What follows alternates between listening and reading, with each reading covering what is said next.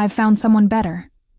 Taking half of everything, including your grandmother's inheritance. Don't bother calling. I've already moved in with Jessica. The lawyers will contact you about the divorce proceedings." I read the handwritten note 3 times before the words fully sank in. My hands trembled as I stood in our empty kitchen in Charlotte, North Carolina, the silence echoing where our voices used to fill the space with laughter and plans for the future. My name is Martha Thompson, and I'm 37 years old. Until this morning, I thought I was living the perfect life as the owner of Bright Hollow Labs, a successful pharmaceutical research company that I'd built from the ground up over the past 12 years. My husband Trevor had always been my biggest supporter, or so I believed. We'd been married for 8 years, and I'd trusted him completely with every aspect of our life together, including our finances and my most precious inheritance from my grandmother. Standing in our ransacked house, I could see exactly what Trevor had taken and what he'd left behind. Our joint bank accounts were emptied, the safe in his office stood wide open, and even my grandmother's antique jewelry box was gone from our bedroom dresser.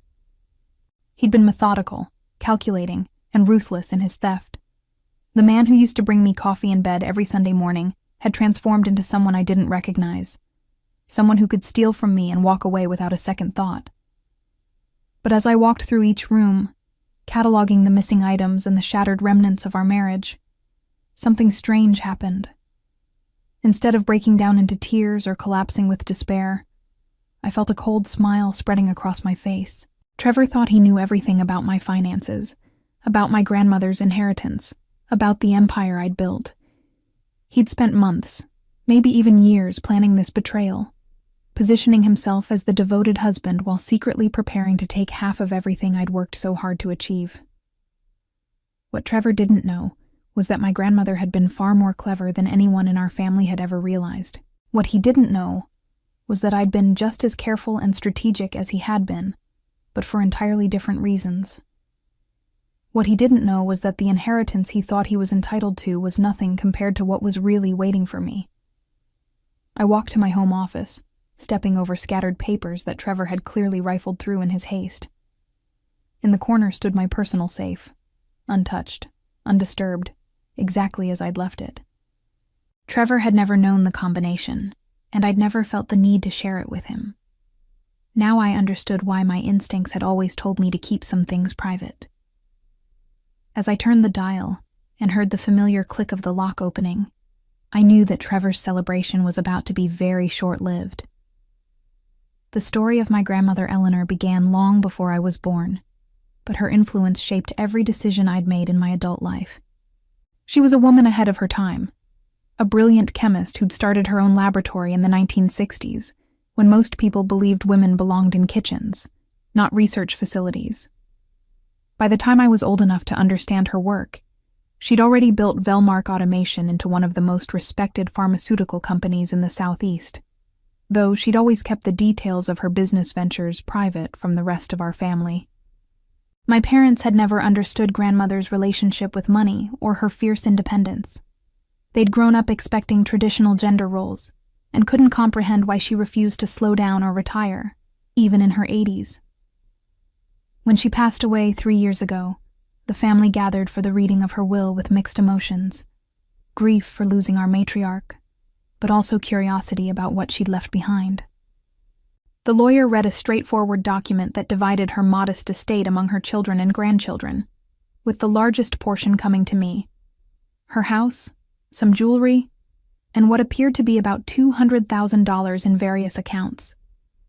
Trevor had been thrilled about the inheritance, immediately suggesting we use the money to expand Bright Hollow Labs or invest in real estate. He'd always been interested in my grandmother's legacy, asking detailed questions about her business and her financial decisions. At the time, I'd thought his curiosity was sweet, a sign that he wanted to understand and honor my family's history. Now I realized he'd been calculating, measuring, and planning even then. What my family didn't know, what Trevor had never suspected, was that my grandmother had taken me aside 6 months before her death for a private conversation that changed everything.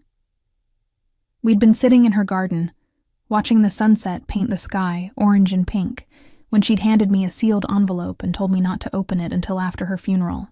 "Martha," she'd said, her eyes twinkling with the same mischief I remembered from my childhood.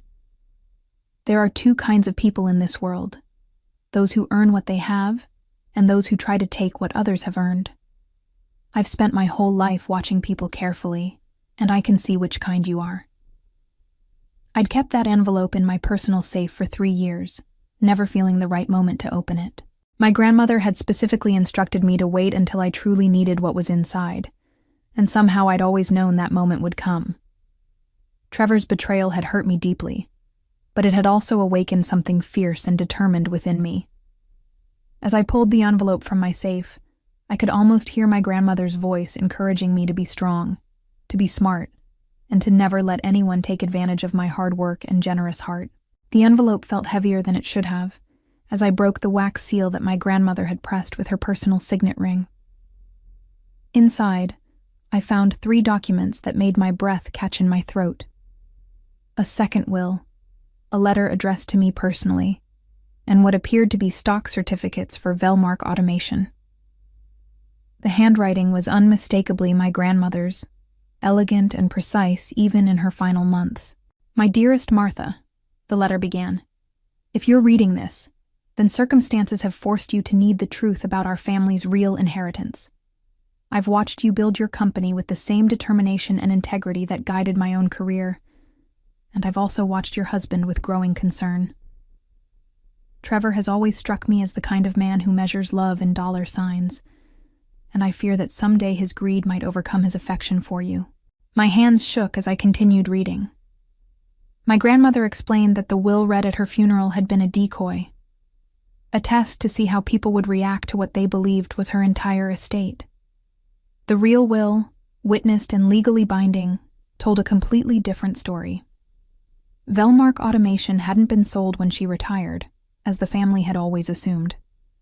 Instead, she'd maintained controlling interest in the company through a complex web of holding companies and trust funds, and the business had continued to grow exponentially over the past 3 years. The stock certificates in my hands represented ownership of 65% of Velmark Automation, now valued at over $15 million. But that wasn't all. My grandmother had also established a trust fund that had been quietly accumulating interest for my benefit, currently worth another $8 million. The letter explained that she'd wanted to ensure I had the financial independence to make my own choices in life, free from anyone who might try to control or manipulate me through money. "I've seen too many women trapped in unhappy marriages because they believed they couldn't afford to leave," my grandmother had written. "I've also seen too many people reveal their true character when they think money is involved. If you're reading this letter, I suspect both of those situations have become relevant to your life. Remember, my dear granddaughter, that the best revenge against someone who underestimates you is to exceed every expectation they ever had." As I set the letter down and examined the legal documents more carefully, I realized the brilliant strategy my grandmother had employed. The decoy will had served multiple purposes. It had kept greedy relatives from fighting over her estate, it had prevented anyone from targeting me for my inheritance, and it had created the perfect test to reveal people's true motivations. Trevor had spent our entire marriage believing I was moderately successful but not wealthy, and his decision to leave me for my grandmother's modest inheritance proved exactly what kind of person he really was. I reached for my phone to call my lawyer, knowing that Trevor's attempt to steal half of everything was about to backfire spectacularly. He'd been so focused on grabbing what he thought belonged to me that he'd never considered the possibility that I might have resources he'd never imagined. The phone rang twice before my lawyer, Patricia Williams, answered, her voice immediately shifting from casual to professional when she heard the tension in my tone. "Martha, what's wrong? You sound shaken." "Trevor left me," I said, surprised by how steady my voice sounded. "He cleaned out our accounts and moved in with his secretary. But Patricia, that's not why I'm calling. I need you to come to my house immediately. I've discovered some documents about my grandmother's estate that change everything." Within an hour, Patricia was sitting in my kitchen, her reading glasses perched on her nose as she examined the papers I'd found in my safe. I watched her eyebrows raise higher with each page she turned, her professional composure cracking slightly as she realized the magnitude of what we were dealing with. "Martha, do you understand what this means?" she asked, setting the documents down carefully. "Your grandmother essentially created a financial fortress around you. These stock holdings alone make you one of the wealthiest women in North Carolina, and the trust fund provides enough passive income for you to live comfortably for the rest of your life without ever working again." I nodded, though the reality still felt surreal. "What I want to know is this. Can Trevor claim any of it in the divorce?" Patricia smiled grimly as she flipped through the legal documents again. "Not a penny.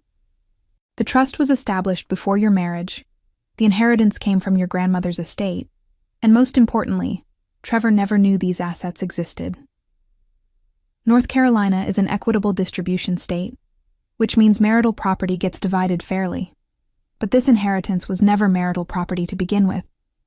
Your grandmother's lawyers were extremely thorough in protecting these assets." "There's something else," I said, pulling out my phone to show Patricia the bank statements I'd been reviewing. "Trevor thinks he emptied our accounts, but he only had access to our joint checking and savings. I've been keeping my business accounts separate, and Bright Hollow Labs has assets worth about $4 million that he never knew about. He was so focused on the inheritance he thought he deserved that he completely miscalculated how much he was actually taking." Patricia's expression shifted from professional concern to something approaching glee. "So let me understand this correctly. Trevor believes he's walked away with half of your wealth, but in reality, he's taken maybe 5% of your actual net worth?" "Exactly," I confirmed. "And there's more. I've been tracking some irregularities in his recent behavior, and I think I know why he was so confident about leaving me for Jessica."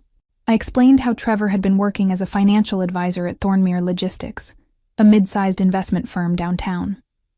Over the past 6 months, I'd noticed him taking more business trips, working longer hours, and being increasingly secretive about his clients. At the time, I'd attributed his behavior to career ambition, but now I suspected something more calculated. "I think Trevor has been planning this departure for months, maybe longer," I continued. "He's been positioning himself with Jessica, who works as his secretary, but I suspect she's also been helping him understand our finances and plan his exit strategy. What they didn't count on was that I've been just as observant as they've been secretive." Patricia leaned back in her chair, a strategic glint in her eyes. "What do you want to do about this, Martha? We could simply file for divorce, protect your assets, and let Trevor discover his mistake naturally. Or," she paused, clearly considering other options. "Or," I prompted, "or we could be more proactive about ensuring Trevor faces consequences for his theft and deception. What he's done isn't just morally wrong, Martha. Taking money from joint accounts without your knowledge or consent could constitute fraud, especially if we can prove he was planning this betrayal while misrepresenting his intentions to you." I felt that cold smile returning to my face as I considered the possibilities. "I want to do this right," I told Patricia, my voice gaining strength with each word. "Trevor thought he could manipulate and steal from me because he assumed I was naive about finances and too trusting to protect myself. I want him to understand exactly how wrong he was, but I want it done legally and thoroughly." Patricia nodded approvingly. "Good. The first step is documenting everything. I'll need bank statements, evidence of the joint accounts he emptied, copies of any communications between you two about finances, and a detailed inventory of what he took from the house." As we worked through the afternoon, I began to see the full scope of Trevor's deception. He'd been systematically moving money from our joint accounts into his personal accounts for the past 3 months, small amounts that I'd attributed to his usual spending patterns. He'd also taken out a credit card in both our names and run up nearly $15,000 in debt. Debt that would normally become my responsibility in a divorce. "The pattern suggests premeditation," Patricia observed as we reviewed the financial records. "This wasn't a spontaneous decision to leave you for another woman. This was a calculated plan to steal as much money as possible before disappearing." "What about Jessica?" I asked. "How much trouble is she in for helping him?" That depends on how involved she was in the actual theft, Patricia replied. If she was just the other woman, that's morally questionable but not illegal. But if she helped him access accounts, forge signatures, or hide assets, she could be facing fraud charges alongside Trevor. I pulled out my laptop and showed Patricia something I'd discovered while reviewing my security system. "Look at this footage from 2 weeks ago," I said, playing a video that showed Trevor and Jessica entering my house together while I was at work. "They spent 3 hours here, and I can see them going through my office and our bedroom. Trevor had given her access to our home without my knowledge or permission." Patricia's expression darkened as she watched the footage. "This is breaking and entering, even if he had a key. He brought another person into your home without your consent and allowed her to go through your private belongings. Combined with the financial theft, this paints a picture of someone who's been systematically violating your trust and your rights." "I want to file criminal charges," I said firmly. "Not just for the money, but for everything. The breaking and entering, the fraud, the theft. I want Trevor to understand that actions have consequences." "Are you prepared for this to get messy?" Patricia asked. "Trevor will probably try to claim that everything he took was rightfully his as your husband. He might try to argue that you were hiding assets from him, especially once he realizes how much money you actually have. His lawyer will likely advise him to paint you as a deceptive wife who was secretly wealthy, while allowing him to believe you were struggling." I laughed, a sound that surprised us both with its bitterness. "Let him try. I have 8 years of marriage where I supported his career, encouraged his ambitions, and shared everything I thought I had with him. I have proof that I never hid my business income or my known inheritance from him. And most importantly, I have proof that the assets he's trying to claim didn't even exist in my life until after he'd already started planning his betrayal. Then let's make sure he faces the full legal consequences of his choices," Patricia said, gathering the documents. "I'll file the criminal complaint tomorrow morning, and we'll also start the divorce proceedings immediately. Given the circumstances, I think we can make a strong case for you to retain all marital assets as compensation for his theft." As Patricia left that evening, I felt something I hadn't experienced in years: complete confidence in my own strength and judgment. The next morning brought an unexpected phone call that changed everything. I was reviewing quarterly reports for Bright Hollow Labs when my assistant Jennifer knocked on my office door, her expression uncertain. "Mr. Williams from Thornmere Logistics is on line 1, she said. "He says it's urgent and concerns your husband." I picked up the phone with growing curiosity. Robert Williams was the senior partner at Trevor's firm, and I'd met him several times at company events. His voice was strained when he spoke. "Martha, I'm calling because we have a serious situation involving Trevor, and I believe you need to know about it immediately," he began. "This morning, we discovered that Trevor has been embezzling money from client accounts. The amount we've identified so far is approximately $200,000, but we're still investigating." My blood ran cold as the implications hit me. "When did this start?" I asked. "Based on our preliminary investigation, the thefts began about 4 months ago," Robert continued.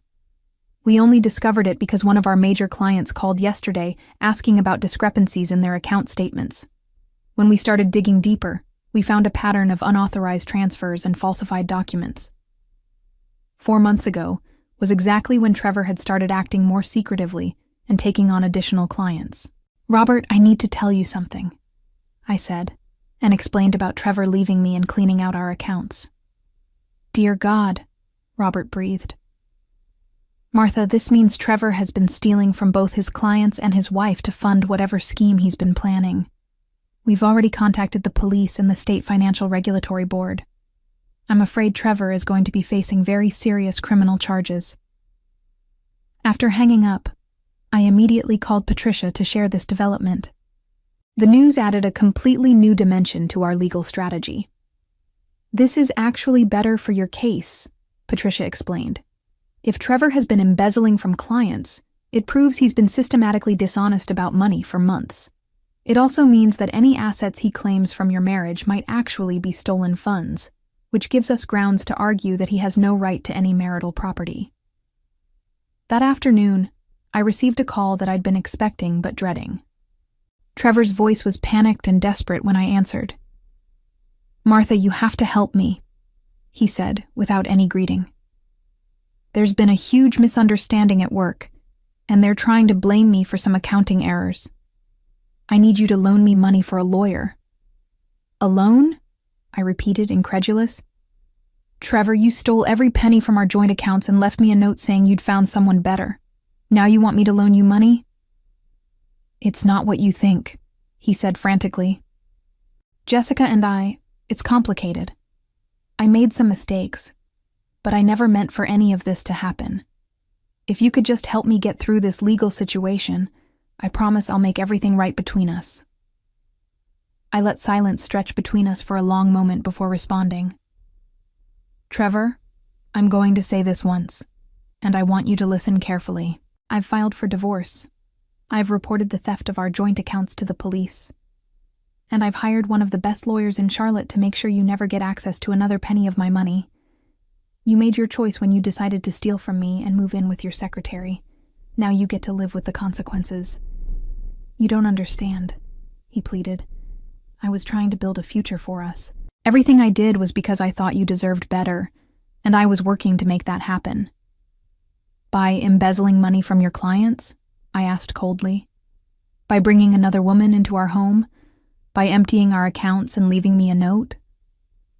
"Trevor, the only thing I don't understand is how I could have been married to someone for 8 years without realizing what kind of person you really are."